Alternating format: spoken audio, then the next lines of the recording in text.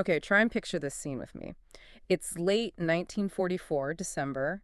You're in the Ardennes forest. Uh-huh. It is bitterly cold, snow covering everything. American GIs, they're exhausted, right? Been fighting for years. Yeah, long years. They're in these frozen foxholes just trying to stay warm. But there's this feeling, this hope. Berlin seems closer. Christmas is coming. Right, the end felt near for them. Maybe home by spring, that's the dream. But then you hear it, a rumble beyond the trees. It's low at first, then grows. Engines, lots of them. The ground starts to shake. And suddenly, that quiet, snowy forest, it just explodes. Hitler's last gamble. Exactly. Hitler's last, absolutely desperate gamble. So today, that's what we're diving into, the Battle of the Bulge. A really brutal, pivotal moment in the war. Our mission here is to kind of unpack this incredible story using the sources you've shared. We want to look at the insane stakes, the twists, the turns. And the human element, the endurance. Absolutely. The sheer endurance. We're trying to figure out how Hitler even came up with such a bold plan this late in the game. And why it failed. Crucially, why it failed, even after that initial shock and success. Right. It's this collision of, I guess, ambition and total desperation. And it really did shape those final months. It's quite something when you look at Germany's situation back then, late 44. I mean, the sources really drive this home. Dire. Right. Absolutely dire. Yeah. Most of his experienced generals, they were saying we need to defend, consolidate. Makes sense. But Hitler, he just completely ignored them, defied them. He had this almost mystical belief in himself, convinced he could land one more huge, spectacular punch. And this wasn't small thinking. No. He aimed to split the Allied armies, grab the port of Antwerp, basically force the West into a separate piece. The sheer scale of it, so disconnected from reality. Yeah. That's what's fascinating. It really wasn't all or nothing bit, wasn't it? I mean, late 44, the walls were closing in, Paris liberated. Soviets pushing hard from the east. Yeah. And despite all that, Hitler greenlights this massive offensive through the Ardennes. Operation Watt and Rheinwatch on the Rhine. A deceptive name. Very deceptive. And the numbers involved. Nearly 300,000 German troops. Tanks. Elite SS divisions known for being, well, fanatical and brutal, all lined up for this push. And if you look at the bigger picture, strategically, it was incredibly risky, made even riskier by one huge, often underestimated problem. Fuel. The fuel. Germany was practically running on fumes by this point. The sources highlight this again and again. It's a massive logistical handicap. Tanks can't run on air. Exactly. You've got all this armor, but how do you keep it moving deep into enemy territory? Hitler's answer was basically surprise. He thought surprise would solve everything. He thought the shock and speed would let them overrun Allied fuel dumps, capture what they needed as they went, which, it really makes you question the thinking there. Was it pure arrogance? Or just utter desperation. Maybe the only path he saw, however unlikely. Could be. A recognition that only a miracle could save them at this point. Okay, let's shift perspective. Put yourself in the boots of an American soldier there in the Ardennes just before this hit. Right. The sources paint it as this quiet sector, almost like a training ground or a place to rest up. Yeah, send the new guys there. Yeah. Like the 106th Infantry Division. Very green. Exactly. They're getting their first taste of the front, but not, the intense fighting. They're decorating little Christmas trees. Huh. Yeah, you read about that. Joking about being home soon. That whole peaceful image, just about to be shattered. Dawn, December 16th. The whole forest just erupts.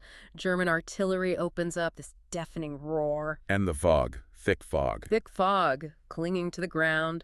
And then out of that mist, thousands of German tanks. That sound terrifying. Rolling right at the American lines. Complete shock. Total shock. Sudden, brutal, overwhelming. Within hours, the American lines are just ripped apart. Those two regiments from the 106th you mentioned.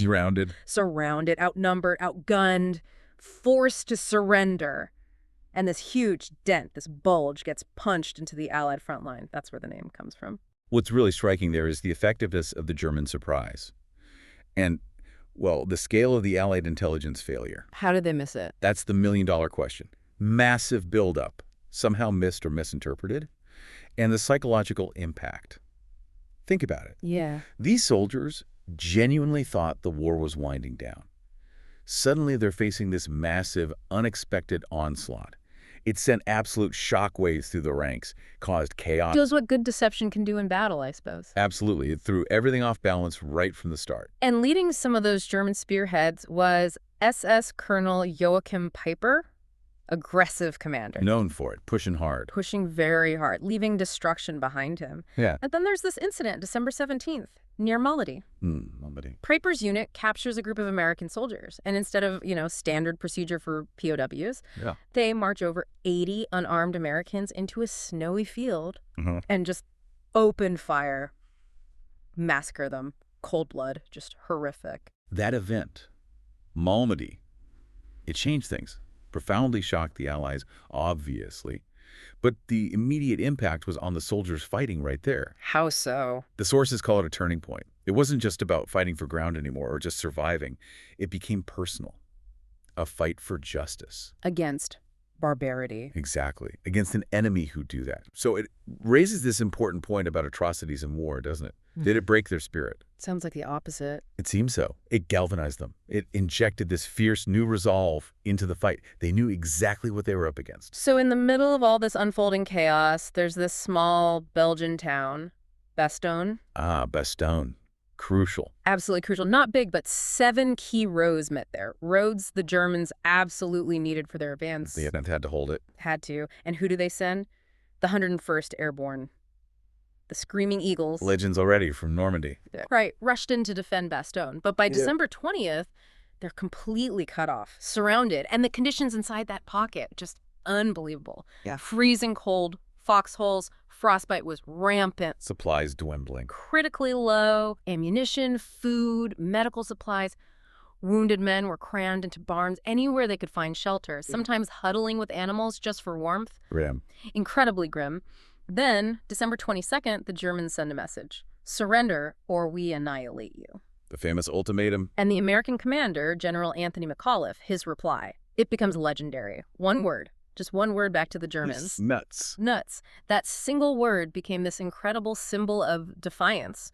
A rallying cry, not just for Bastogne, but for everyone. It told the Germans, we're not breaking. Yeah, what's fascinating there is how that one word, nuts, just resonated so powerfully. It wasn't just a refusal. It was the spirit of the defense captured right there. Total defiance. Exactly. And Bastogne holding out was absolutely vital. The sources really stress this. By tying up so many German troops, blocking those roads, it bought time. Precious time. It seriously slowed the German momentum, allowed the Allies to start organizing a proper counterpunch. It really showed the power of holding firm under siege. Okay, so while Bastogne is holding on further south, you've got General George S. Patton. Patton. Always aggressive. Famous for speed, aggression. He hears about the crisis.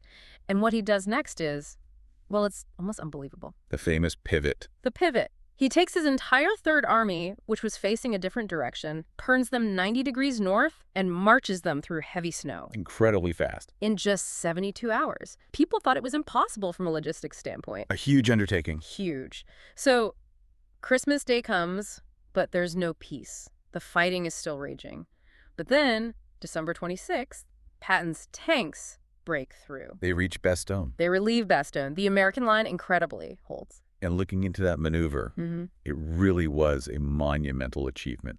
Logistically, strategically. Hard to overstate it. Very hard.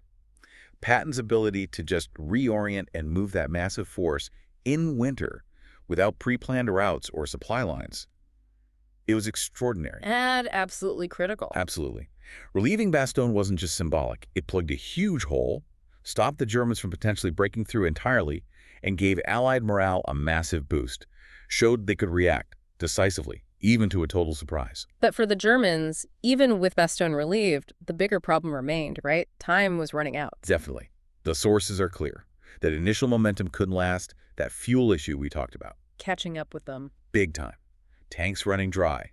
The advance slows down, sputters, stops in places. Yeah. And then the weather changes. So the sky's clear. The sky is clear. And that was maybe the final nail in the coffin for the German offensive. Allied air power. Grounded for days by fog. Now they can fly. Swarms of them, bombing German armor, strafing truck columns, and crucially, dropping supplies to Bastogne. Food, ammo, medicine parachuting down. So Hitler's gamble is really falling apart now. Irreversibly, yeah. And, even then, there was one last desperate act from the Germans, Operation Bodenblatt. New Year's Day, 1945. What was that?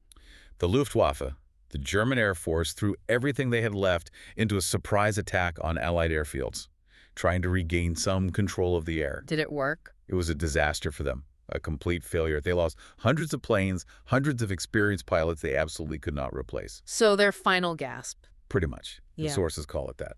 So you see this combination, the strategic error on fuel, the incredible Allied resistance on the ground, and then the weather turning. Allowing air power back in. Exactly. That combination just sealed their fate. The gamble had failed. So by mid-January 1945, that bulge in the Allied line, it's shrinking fast. The Germans are pushed back. Pushed back. Retreating, battered, broken, supplies gone.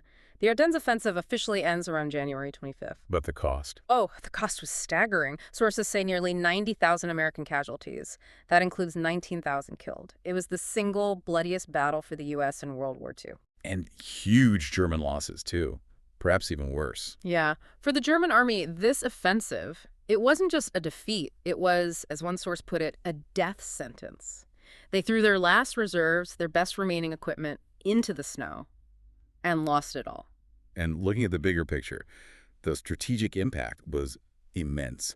This defeat just completely crippled the Wehrmacht. No coming back from that. No. They'd used up their final strategic reserves, no more major offensives possible.